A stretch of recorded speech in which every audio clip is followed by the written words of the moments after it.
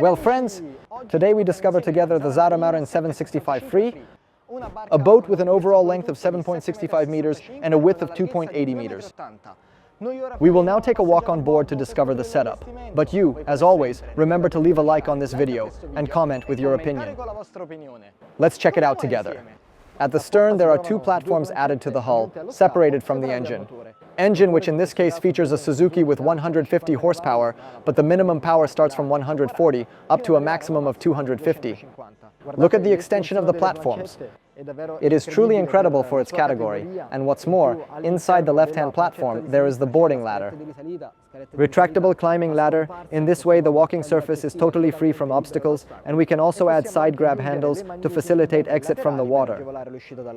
In this configuration there is the engine in the center since we have an outboard engine. But it is also possible to install an inboard engine with a power of up to 270 horsepower. Here we find the predisposition for a double rod holder, since we can also use the boat in a fishing perspective.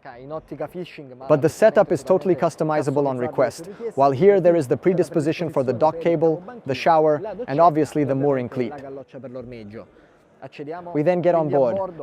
Preferential entrance on the starboard side with a corridor, which therefore allows you to reach the cockpit. Cockpit with dinette setup, central table, and above all a large L-shaped sofa with the addition of a further linear lateral portion.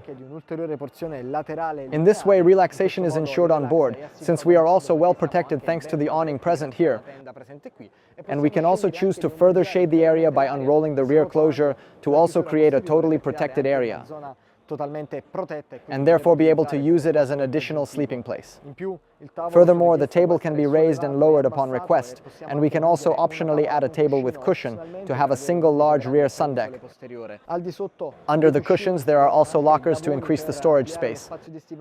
There are two positioned towards the stern and on the left, while under the right sofa there is a very large locker where you can store practically everything, since in the inboard version there is provision for the engine room.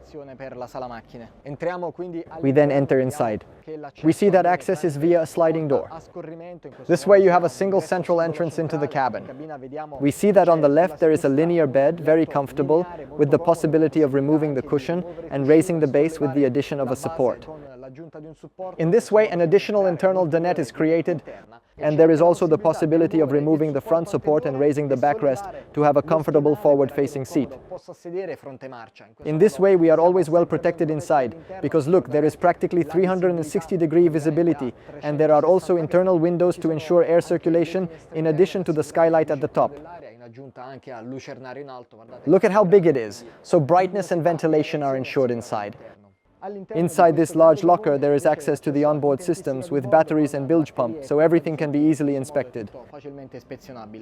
On the starboard side in this setup we find the galley. Internal kitchen with gas hob, but on request we can customize it and sink on the left. While at the bottom there is the space dedicated to the refrigerator, and on the left there is plenty of space for storage, together with other drawers positioned here at the bottom. Furthermore, there is the possibility of further customizing the layout. We can choose to also remove the entrance doors and have a much larger internal kitchen with a single block positioned on the left, while on the starboard side you can have a very comfortable chaise longue. We then arrive at the command post. Driving seat with single-seater armchair. We can then stand at the helm and place our feet on the bottom step for greater support. And look, we can maneuver without difficulty since the rudder is easily reachable. There is the power throttle moved to the starboard side. And the rest of the dashboard is totally customizable according to needs, with the tank indicators positioned on the left, the central display provided by Lawrence. On the right there is the display provided by Suzuki to control the engine, while the on-off switches are arranged on two different levels. Here we have the main ones with horn, anchor and windshield wipers, while at the bottom are all the other switches. In this way there are no problems of accidental switching on, and above all we have easy access to the main switches, very useful for all maneuvering operations. A maneuver that is also facilitated by the presence of the bow thruster, while here there is provision for the ignition key. As I was telling you, everything is totally customizable on request, with the stereo on the bottom and the VHF on the starboard side. We then access the interior. We see that access takes place centrally with a door. We see that at the bottom there is a first step to reduce the difference in height. There is the companionway at the top to avoid having height problems inside.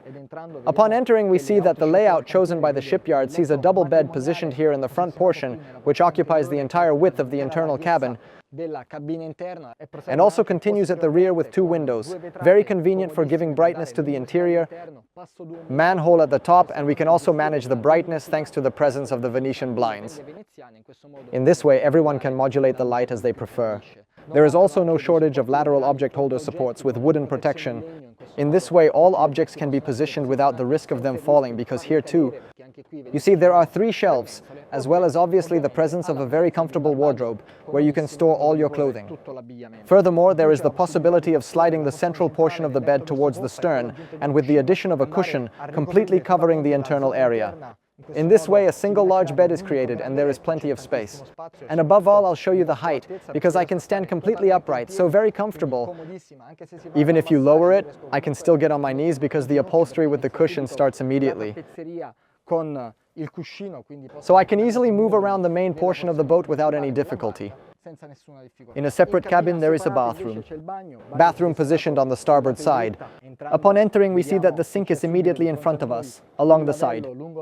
The porthole positioned inside the glass. In this way there is full ventilation here too, while the toilet is positioned towards the bow. At the bottom there is a comfortable watertight compartment, where you can store objects, and above all you can inspect the bathroom systems, and here we also have the possibility of extracting the shower head. This way we can also take a shower, since there is a drain for the water here.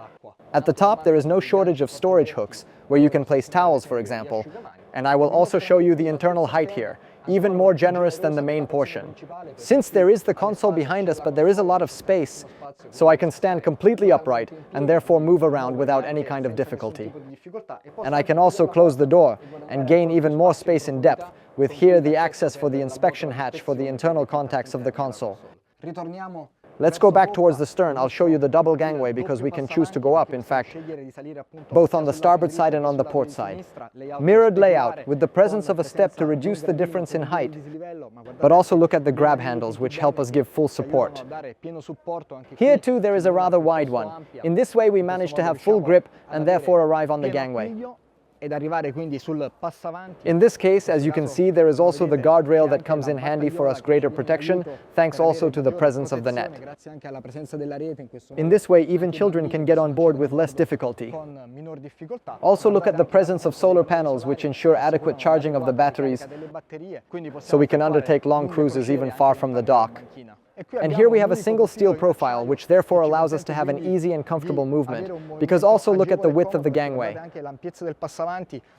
Symmetrical gangplank, therefore rather adequate for its category, and we therefore arrive at the front portion, totally covered with cushions, with a very large sun deck and a rear reinforcement that we can use as a headrest. And obviously there is the central portion, which we can remove to make space for the internal manhole. Here too, in the front area, there is no lack of safety, thanks to 2 other grab handles positioned on the sides of the sun deck. The double cleat for mooring on one side and the other, while at the front there is the bow roller, also covered in synthetic teak, like all the walkable surfaces of the boat. And by opening it, you have access to the compartment dedicated to the windlass. Windlass, therefore hidden from view, but we have plenty of space to be able to monitor the chain and be able to intervene in case of problems. Also on the winch motor itself, with the anchor well positioned here on the roller. Obviously, upon request, we can choose to install a camera to monitor the movement of the anchor, and therefore be able to easily carry out any type of maneuver directly from the command station. The front setup is completed by the step, also covered in synthetic teak, to facilitate getting on and off when mooring at the bow. And so, dear friends, this is the Zaramarin 765 Free.